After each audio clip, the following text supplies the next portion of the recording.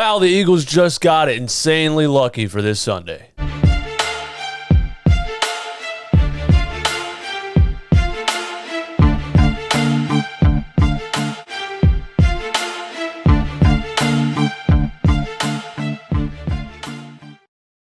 This video is brought to you by my Teespring store. Click the link in the description, get all the Run It Back merchandise there. Also, use the code RUNMY20 for 20% off. And if you spend $50 or more, you get free shipping. Let's get into this.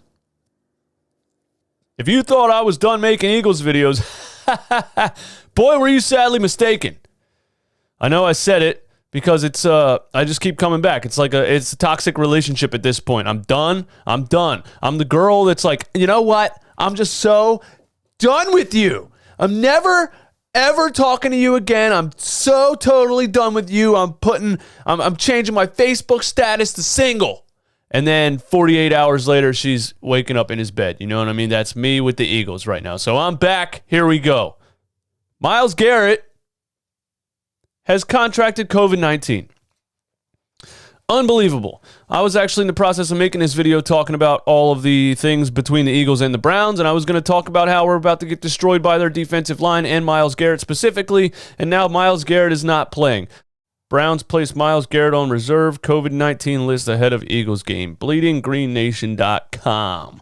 The Cleveland Browns officially announced they're placing star edge rusher Miles Garrett on the reserve COVID-19 list after he tested positive for the coronavirus. Garrett will now miss Sunday's game against the Philadelphia Eagles. The Eagles aren't a very good team, so it's still entirely possible they'll lose to the Browns on Sunday. But they at least have a better chance of pulling off the upset if Garrett's not playing. That's where we're at now. That's where we're at now. We're underdogs against the Cleveland Browns. If you would have told me 3 years ago that in 2020, after winning the Super Bowl in 2017, that the Philadelphia Eagles would be underdogs facing the Cleveland Browns, I would have told you you're smoking crack cocaine. But here we are. This is 2020. This is what it is. So, can the Eagles beat the Browns on Sunday? Quick answer from me, my honest opinion, no. No, I'm done being optimistic about this team. I'm absolutely done being optimistic about this team. I'm sorry if this video is negative. We're at the point we're at right now for several reasons. I hyped it up so many weeks now, like 3-4 weeks in a row. I made videos. This is how the Eagles can turn it around. This is how the Eagles can turn it around. And I sound like a fucking idiot every single Monday morning. So I'm done sounding like an idiot because of this damn team. They can't beat the Browns. It's over. And here's why. Number one, Doug Pederson. Doug Pederson does not think his play calling is an issue.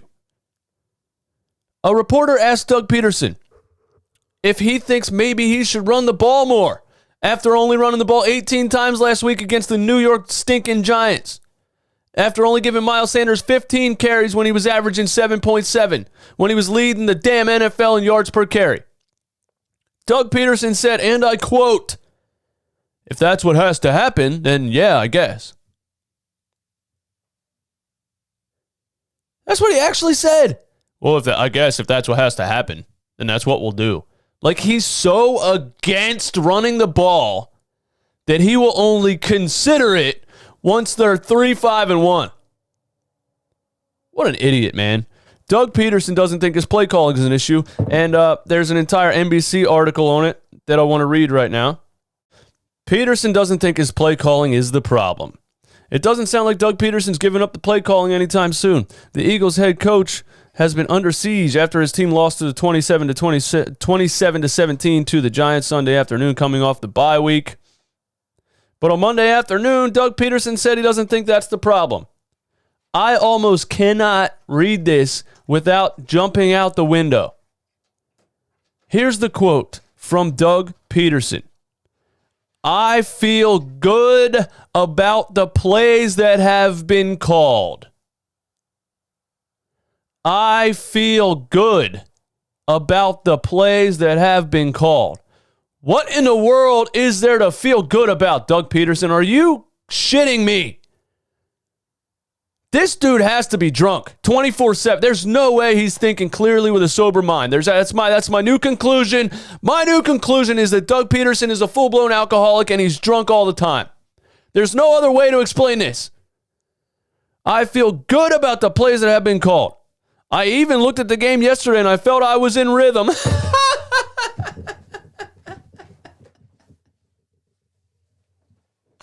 I felt I was in rhythm.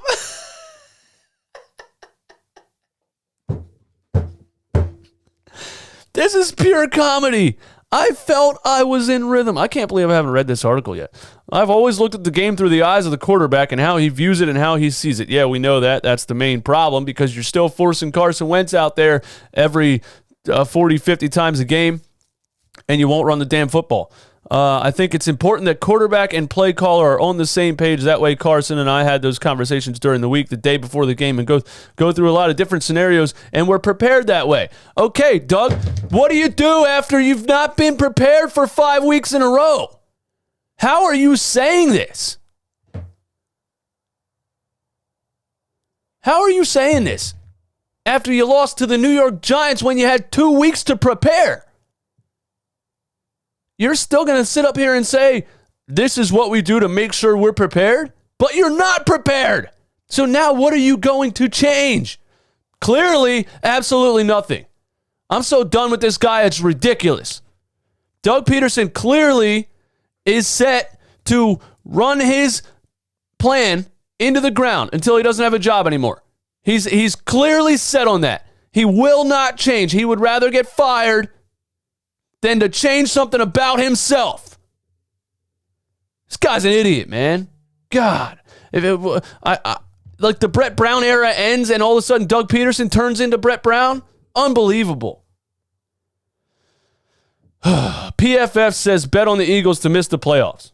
There you have it. Go ahead and bet on them to miss the playoffs. They're leading division right now, but don't bank on them doing anything the next 5 weeks. Who do we got? We got the Browns, we got the Seahawks, we got the Packers, we got the 49ers again. I don't know. No. This team ain't making the playoffs. The Giants or the Washington football team might win this freaking division, dude. Seriously. The Browns are 6-3. And why? The Browns defensive line ranks what in the NFL right now? All right, let's just look at some comparative stats here because I like to do this on Yahoo Sports app. It does a nice breakdown of team versus team stats. So here you go. All right. Points per game, right about even 24 for the Browns, 22.6 for the Eagles. Points against, 244 for the Browns, 232 for the Eagles. All right, we're close here, right? Yards per game, 355 for the Browns, 358 for the Eagles. All right, we're close here, right? Let me tell you where it changes at. Yards per game, 196 for the Browns, 235 for the Eagles. All right, we're close, right? Here you go. Rushing yards per game. The Browns, 159. They're third in the NFL in rushing yards per game. The Philadelphia Eagles give up 133 yards per game. So already mark the Browns down for about 140 rushing yards, okay? We gave up 148 to the Giants. Last week, we gave up 160 to the Giants the time we played them before that. Jim Schwartz's defense is like a bunch of cardboard cutouts, bro. You can just run right through it. Once you get past the defensive line, our defensive line ranks high when it comes to rushing the quarterback and when it comes to hitting the quarterback and when it comes to pressure on the quarterback. But when it comes to running the ball, we don't blitz. And as long as you take care of the front four for a split second, the running back gets through there, it's over. The linebackers and the DBs cannot defend the run on this Philadelphia Eagles team. So forget about it. All right, sacks, we got 31. They only have 22. They also have 7 interceptions. That's 16th in the league. And Carson Wentz has, 13 this year already?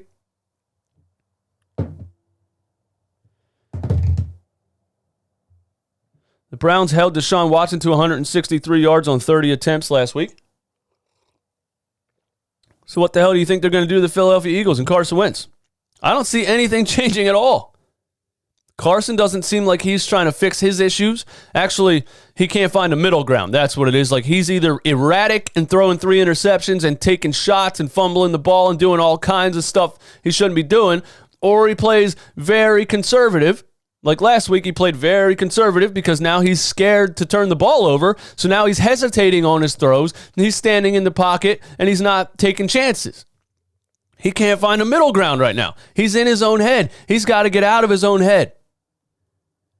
Part of it's because he thinks Jalen Hurts is going to take his job, which, I mean, doesn't essentially matter because he already got paid what he got paid. Stefanski quote real quick. Because it's good. I was reading this from Cleveland Browns website, actually, and this is just a really good quote because this is what a good head coach does with his football team when his quarterback is struggling. And Carson Wentz is literally ranked the worst quarterback in the NFL in 2020. So that's beyond struggling. That's a point where you would say, okay, we need to do something different with this offense because our quarterback is not getting the job done. Our quarterback is having trouble, so we need to change something to make it a little bit easier for him, maybe get him back on his feet, right? Not Doug Pederson. No, not Doug Pederson. Ed Stefanski. For one, Stefanski is typically sticking with the best formula for this offense, running the ball with Nick Chubb and Kareem Hunt, maintaining a great balance to give both backs enough touches, and preventing Baker Mayfield from having to be a gunslinger unless the team falls behind. Wow, it's like thinking, critical thinking, strategy, game planning. Hey, I need to be heavier on the run. I need to make sure my 2 running backs get the ball a lot. I need to control the time of possession. I need to control the field position. I need to control the game with the run because when my quarterback is put in a position where he has to be a gunslinger, he makes mistakes. Doug Pederson, literally the same exact situation.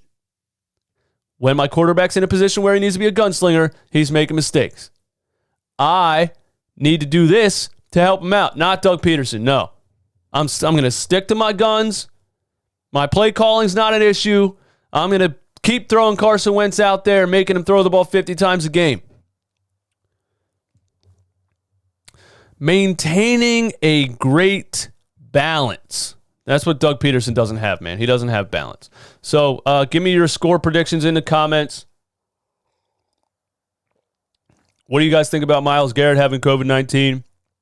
Do you think we have a shot against the Browns? Do you think Doug Pederson will change anything about himself? Are you as pessimistic as I am? Or are you a little bit more optimistic and you think they can snap out of it? I'm not seeing it. And then I think you need a whole bunch of front office changes to turn this thing around in the offseason. If you didn't see Philly 500's video on what the Eagles need to do to get back to being Super Bowl contenders, go watch that. Great video, man. He goes over everything, and he thinks they need to fire Jim Schwartz. He thinks they need to fire Howie Roseman. He thinks they need to hire an offensive coordinator. He nailed it. Go watch it. My name is DJ Eastwood. Thank you for listening to me. More Sixers videos ahead because this Eagles season can't end fast enough. You guys have a great day, man. Peace.